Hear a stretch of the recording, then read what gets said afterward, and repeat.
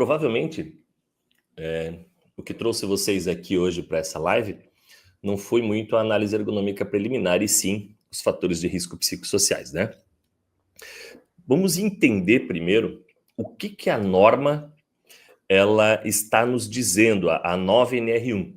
A 9NR1, apesar dela ter sido escrita ano passado, ela tem uma vigência para o dia 26 de maio, quer dizer, foi um tempo que foi dado para que as empresas possam se adequar, elas possam trazer, então, para os seus PGRs, também essa questão dos fatores de risco psicossociais, tá? Então, a norma fala assim, eu trouxe o textinho aqui, ó. Ela usa o termo fatores de risco psicossociais em 3 momentos da norma. O item 1.5.3.1.4 fala assim: o gerenciamento de riscos ocupacionais deve abranger os riscos que decorrem dos agentes físicos, químicos, biológicos, riscos de acidentes e riscos relacionados aos fatores ergonômicos. Ela poderia colocar um ponto ali. Riscos relacionados aos fatores ergonômicos, mas ela coloca uma vírgula, incluindo os fatores de risco psicossociais relacionados ao trabalho. Então, aqui já deixa claro que estes fatores de risco que nós estamos falando, senhores, são os riscos ergonômicos. São os riscos ergonômicos. Outro ponto da norma fala o seguinte, ó. Esse é o item daí 1.5.3.2.1. A organização deve considerar as condições de trabalho nos termos da NR17, incluindo os fatores de risco psicossociais relacionados ao trabalho. Muitos ergonomistas, a grande maioria, focava a sua análise ergonômica, seja ela análise ergonômica do trabalho, ou seja ela a IP, a ergonômico preliminar, nos fatores biomecânicos. Aquela preocupação com a postura, com a repetitividade, com a movimentação de carga, tá? Os 3 grandes pontos. Mas eu tenho certeza que os meus colegas aqui, que são ergonomistas também, eles avaliavam trechos da norma que fala da organização do trabalho, que tem ali fatores psicossociais, que avaliavam as questões ambientais, que tem ali fatores psicossociais. Vocês já pararam para entender quando fala do ruído ali, que fala em 65 decibéis e não 80 decibéis? Por quê? Porque está falando de conforto. Não está dizendo que a pessoa vai perder a sua audição, mas ela vai ter um conforto maior, principalmente se ela está fazendo alguma atividade que envolva atenção, atividade intelectual. As questões da temperatura, por que está falando isso? Porque trabalhar num ambiente extremamente frio ou extremamente quente tira o conforto, que também é um fator psicossocial. Entendem que dentro da nossa norma já existe, e se nós pegarmos desde 1990, apesar da norma ter sido atualizada em 22, né, passou a vigorar em 23, mas nós ficamos ali 30 anos com a NR17, e ela sempre falou em avaliação psicofisiológica, e ela sempre falou da organização do trabalho, das normas de produção, né, do ritmo de trabalho. Ela sempre falou sobre estes termos. E agora, com a atualização, ela fala também em fatores cognitivos. Então, são palavras, mas que demonstram que a NR17 é a referência para avaliação dos fatores de risco psicossociais. É claro que nós vamos desmembrar isso um pouco. Vamos pegar aquelas frases que tem ali e vamos avaliar ela de uma maneira um pouco mais intensa, um pouco mais aprofundada, vamos chamar assim. Poucos de nós escrevíamos nas nossas análises algo tipo fator de risco psicossocial ou fator de risco cognitivo. Até porque a avaliação tem uma complexidade um pouco maior e também como descrever isso é um pouco mais complexo, porque quando se faz uma avaliação de um risco que acaba indo para um PGR, esse risco depois vai para o PCMSO, que é o Programa de Controle Médico de Saúde Ocupacional. Esse risco sai no ASO do trabalhador, que é aquele atestado de saúde ocupacional. Então, tu começa a criar uma certa complexidade se você não tiver uma avaliação que seja uma avaliação bem técnica, uma avaliação um pouco mais aprofundada aí.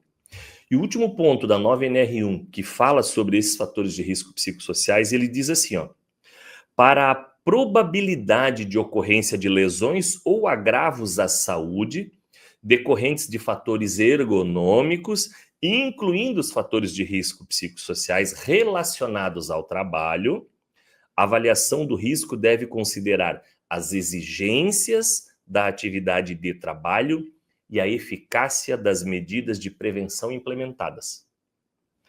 Isso aqui é um ponto bastante importante. Vocês vejam que fala em fatores psicossociais relacionados ao trabalho. E isso é um ponto que tem que ficar claro. Está se falando de avaliação, alguns fatores são perigos relacionados ao trabalho.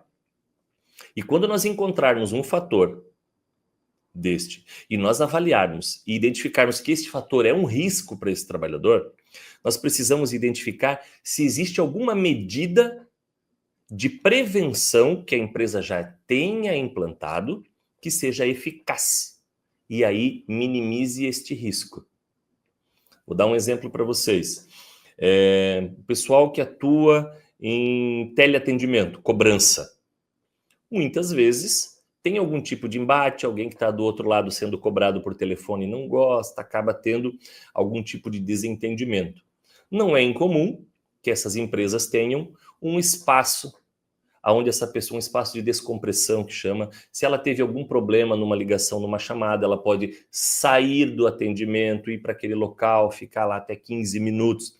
Lá ela pode sentar no local confortável, ela pode tomar um café, ela pode escutar uma música e ela vai relaxar um pouco para compensar aquele estresse e depois ela retorna para o trabalho. Tá? Então isso uma medida de controle, de prevenção que está implementada e que teria aí um sucesso. Uma atividade de indústria que tenha um ritmo um pouco mais acelerado, por exemplo, e onde as pausas elas se restringem muito ao tempo de recuperação de fadiga, e a empresa coloca um rodízio entre os funcionários a cada 2 horas, então fica naquela atividade um pouco mais intensa, mas depois vai para uma outra atividade mais tranquila. Então a gente tem aí algumas situações que a gente encontra de meios de compensar, tá? Um outro exemplo bem legal que eu vivi na prática foi assim, já faz alguns anos, eu fui fazer uma avaliação em uma grande loja de departamentos, tá? Então, é uma loja de roupa bastante grande, bastante conhecida, inclusive, e eles tinham um sistema de câmeras para poder monitorar os corredores das lojas e tal, por causa da questão de furto, né?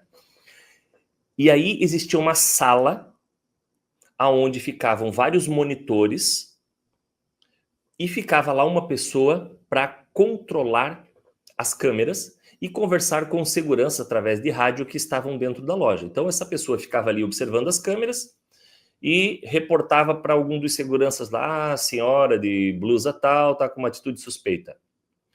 E aí eu conversando com um trabalhador desse, e ele me disse o seguinte: é uma salinha um pouco mais escura, por causa eram muitos monitores, mais fria, porque eram vários equipamentos eletrônicos, e a função dele era ficar lá sentado, avaliando.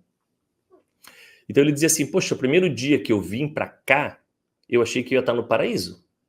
Porque eu ia ficar só sentado aqui, olhando para o monitor, e caso eu visse alguma coisa suspeita, eu chamo um segurança pelo rádio e eles vão averiguar, eu estou no céu. E ele não entendeu por que todo novo entrava naquela atividade e o que estava ali ia virar a segurança da loja. E aí, passado o tempo, ele entendeu. Aquela sala escura, aquela sala fria, aquilo não tinha som, eram só câmeras, era uma atividade extremamente monótona. E a monotonia é uma das coisas que traz para a gente um tipo de estresse também. Não é o estresse da correria, mas é um estresse. E o corpo responde da mesma forma, tá? Com sonolência, com sensação de muito cansaço. E aí, quando a gente avaliou esta condição, a gente achou por bem o quê? Criar um meio de controle. Então vamos fazer rodízio. Em vez de ficar uma pessoa ali o tempo inteiro, passa 2 horas ali dentro e vai para a loja. O outro vem, que já estava lá em pé bastante tempo, pode trabalhar umas 2 horas sentado. É bacana para ele também. depois trocava com outro e assim passavam 4 ali numa jornada de 8 horas. A gente conseguiu criar aí um equilíbrio, reduzir um fator psicossocial da monotonia, tá? Criou também um outro fator psicossocial de isolamento, né, de dificuldade de comunicação, que era só por rádio, e a gente consegue, então, um resultado bem legal. Então, são alguns exemplos aí, e tem dezenas desses exemplos, tá?